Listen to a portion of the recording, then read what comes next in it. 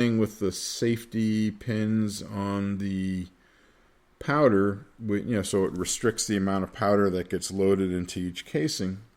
So in all likelihood, he had double the amount of powder in a 45 ACP round.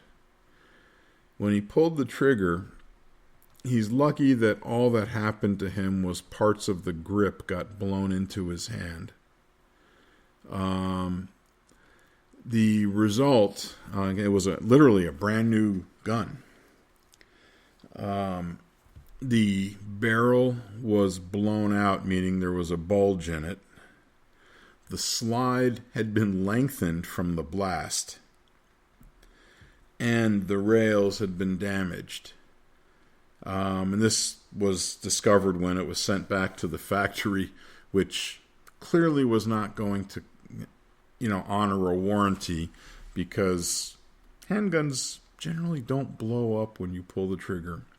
And at one point, the guy was telling me that he thought maybe the gun wasn't in battery. Well, in all likelihood, it was. Just the force of the explosion blew everything open.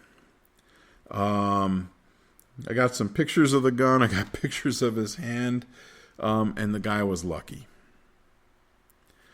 So, again, just keep in mind, I joke about, going and plinking or playing with the gun at the range. Well, I'm talking about safe operations. So, treat your gun like your favorite tool. Keep it clean, make sure it's operational. Just like a car that has to be inspected every year, get the gun inspected every year. Check the magazines. Get everything clean and lubricated the way it's supposed to be.